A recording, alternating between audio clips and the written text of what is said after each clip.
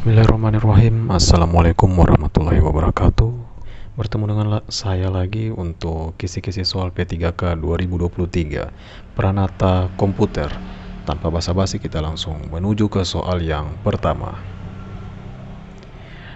Hal-hal mengacu pada teknologi apapun yang mengelola lalu lintas data untuk mengurangi paket loss atau kehilangan paket, latensi, dan jitter pada jaringan disebut A.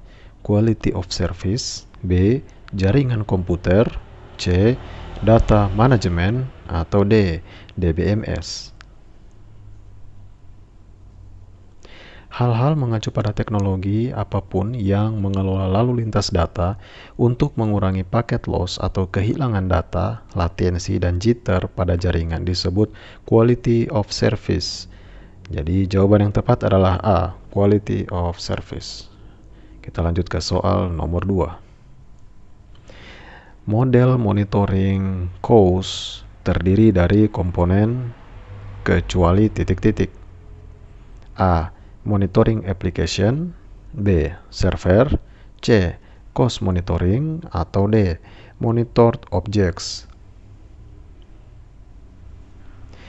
Model monitoring course terdiri dari komponen monitoring application, course monitoring, monitor, dan monitored objects. Jadi jawaban yang tepat adalah B. Server. Kita lanjut ke soal nomor 3. Komponen dalam course yang berfungsi mengambil informasi lalu lintas paket data dari monitor, menganalisanya, dan mengirimkan hasil analisis kepada pengguna adalah A. Course monitoring, B. Monitor, C. Monitoring application, atau D. Monitor objects. Komponen dalam course yang berfungsi mengambil informasi lalu lintas paket data dari monitor, menganalisanya, dan mengirimkan hasil analisis kepada pengguna adalah monitoring application. Jadi jawaban yang tepat adalah C, monitoring application. Suatu parameter yang menggambarkan suatu kondisi yang menunjukkan jumlah total paket yang hilang dapat terjadi karena collision dan congestion pada jaringan disebut A. Throughput, B. Delay atau latensi, C. Jitter, dan D. Packet loss. Suatu parameter yang menggambarkan suatu kondisi yang menunjukkan jumlah total paket yang hilang dapat terjadi karena collision dan congestion pada jaringan disebut packet loss. Jadi jawaban yang tepat adalah D. Packet loss. Kita lanjut ke soal berikutnya. Sebuah sistem yang berfungsi menerjemahkan alamat IP ke nama domain atau sebaliknya. Dari nama domain ke alamat IP biasanya disebut A. DNS, B. DHCP, C. IP server, atau D. IP client. Sebuah sistem yang berfungsi menerjemahkan alamat IP ke nama domain atau sebaliknya dari nama domain ke alamat IP disebut DNS. Jadi jawaban yang tepat adalah A. DNS.